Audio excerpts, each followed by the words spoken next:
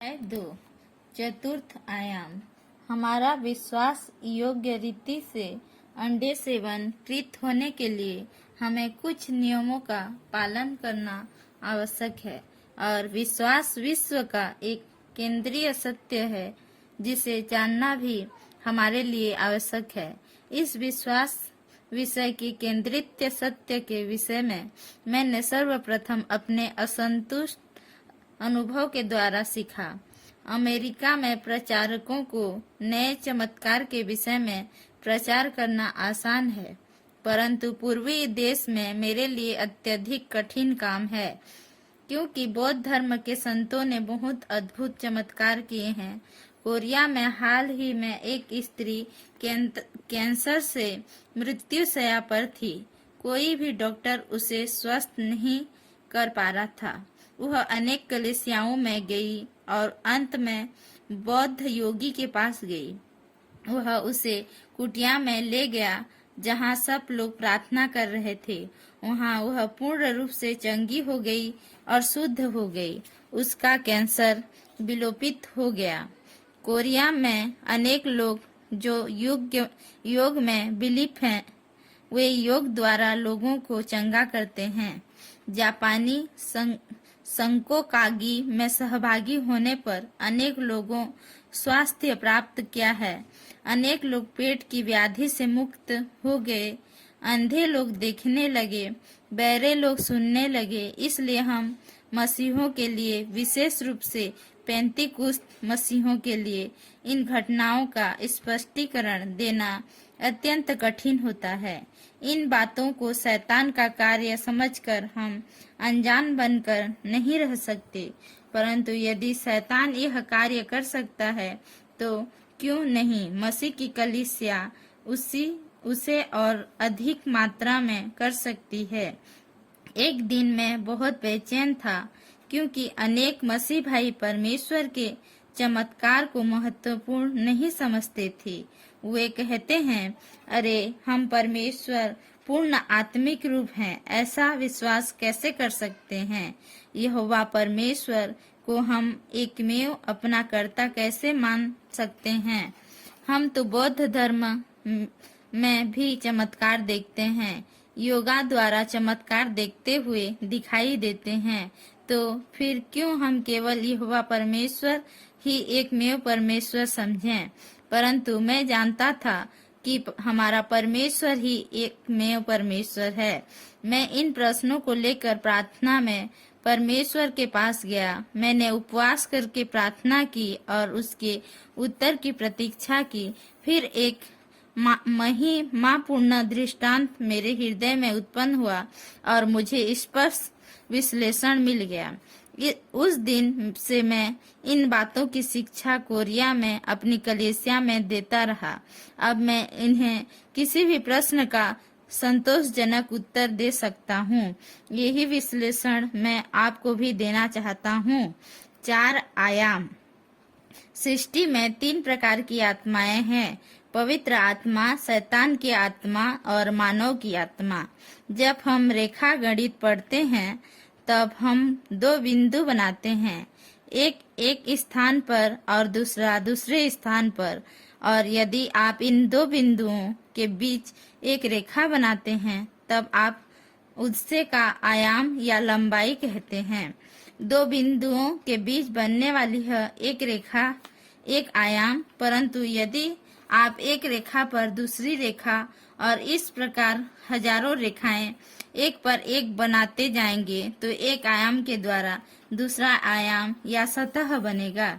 यदि आप एक सतह पर दूसरा सतह बनाते जाओगे तो फिर वह त्रिकोण बनेगा। इसे तीसरे आयाम कहते हैं। भौतिक विषय और संपूर्ण पृथ्वी इस त्रिघातीय का एक भाग है। प्रथम आयाम रेखा दूसरे में सम्मिलित है, इसलिए वह दूसरे के द्वारा नियंत्रित है। दूसरा आयाम धन में समाविष्ट है और वह उसके द्वारा नियंत्रित है। तो फिर कौन इस तीसरे आयाम जगत को निर्मित करता है?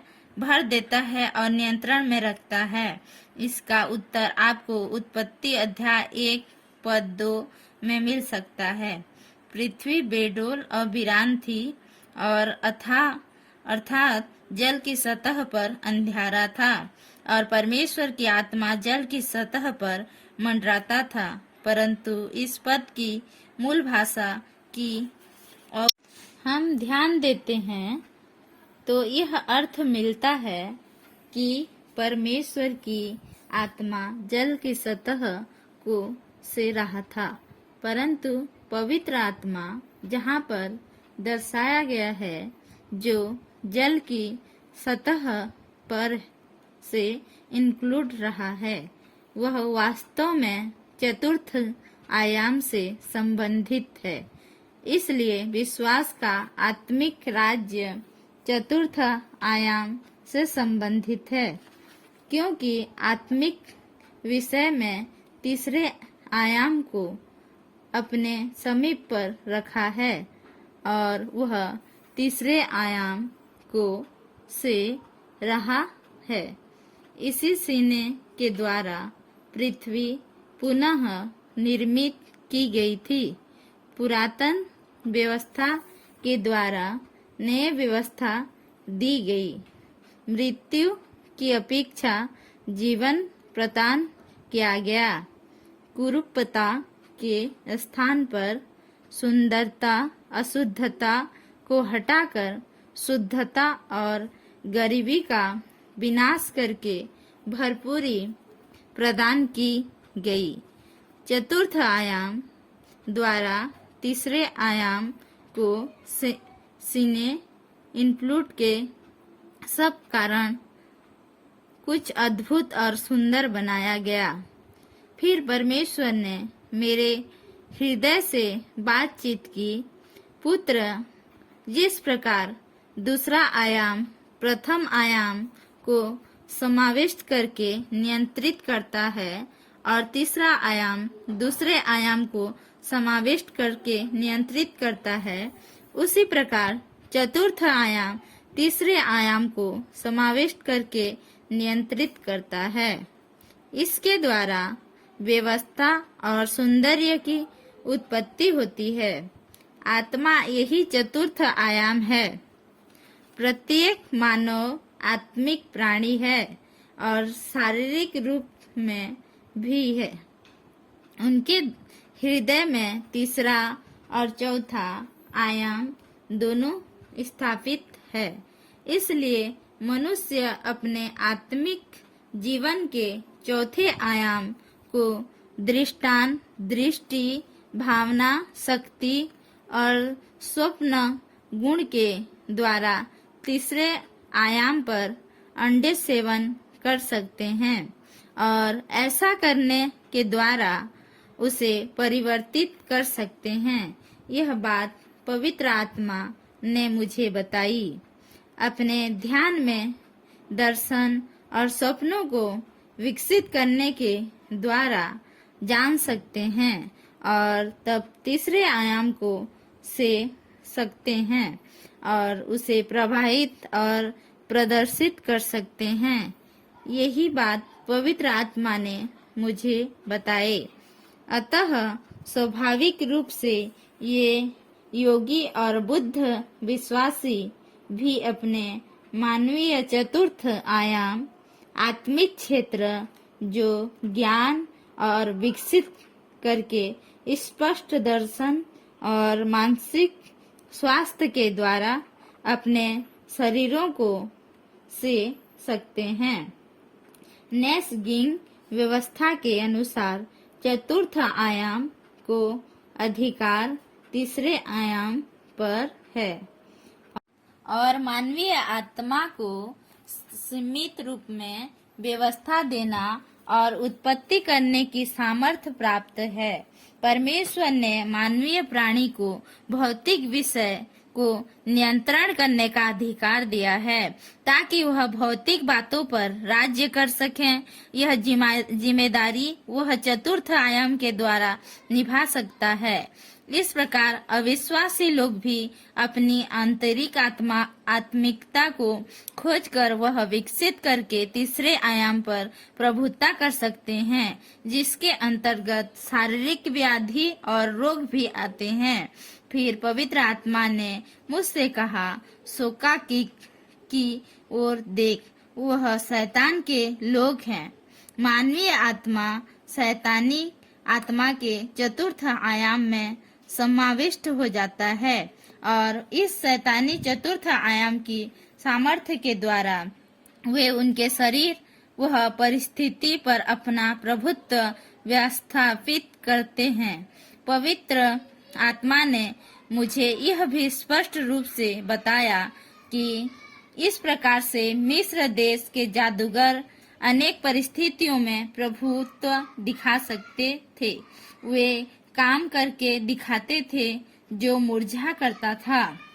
परमेश्वर ने मुझे फिर यह सिखाया कि क्योंकि हम अपनी आत्मा का चतुर्थ आयाम पवित्र पिता के चतुर्थ आयाम से जोड़ सकते हैं, हम परिस्थिति पर और भी अधिक मात्रा में प्रभुत्व कर सकते हैं।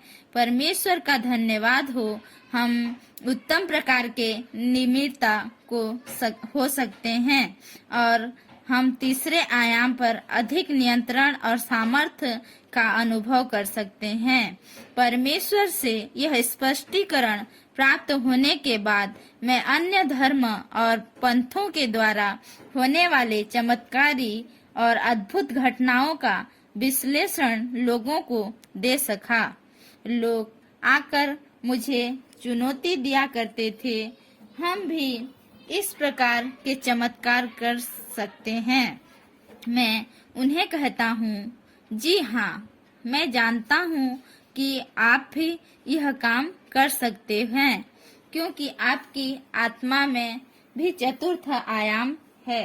आप अपनी आत्मा में वृद्धि करके शरीर और परिस्थिति पर नियंत्रण कर लेते हैं, परंतु वह आत्मा उद्धार की आत्मा नहीं है।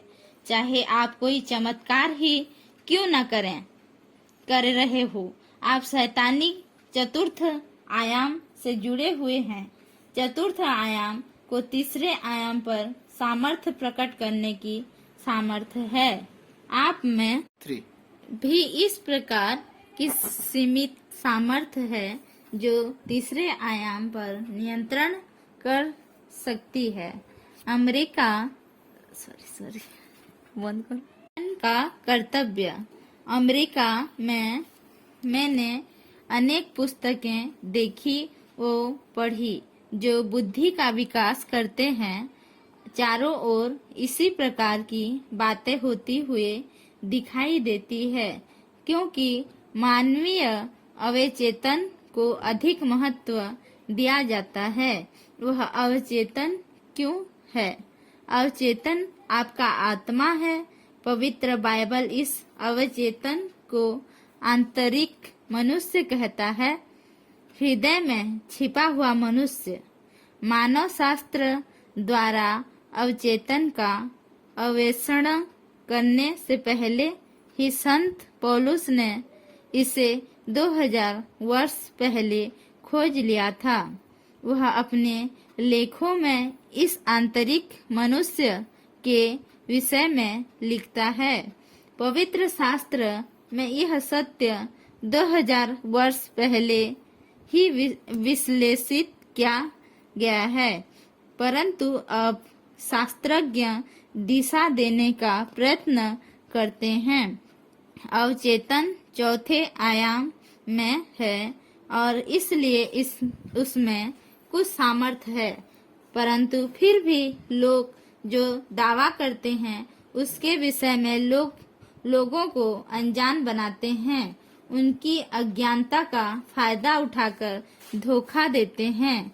मैं जब अमेरिका में था तो कुछ प्रचारकों ने जो पुस्तकें मुझे पढ़ने के लिए दी, उन्हें पढ़कर मैं आश्चर्यचकित हुआ, क्योंकि इन पुस्तकों में अचेतन को परमेश्वर बनाया गया था और यह भयंकर धोखेबाजी है। अवचेतन में सामर्थ्य है, परंतु सीमित, और यह अवचेतना हमारे महान परमेश्वर के समान कार्य नहीं कर सकता। मैंने अमेरिका में यह भी देखा कि एक एकात्मवादी कलीसिया मानवीय आत्मा चतुर्थ आयाम को विकसित करके यीशु मसीह के ध्यान पर रखने का प्रयत्न कर रहे हैं। यह भयंकर धोखा और खतरा है, परंतु इस शिक्षा में हम कुछ वास्तविकता और सत्य का भी आभास पाते हैं।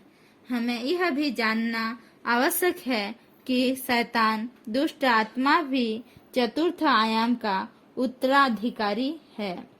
चतुर्थ आयाम सदैव निर्मित करता है और व्यवस्था करता है और व्यवस्था देता है और तीसरे आयाम पर प्रभुत्व करता है।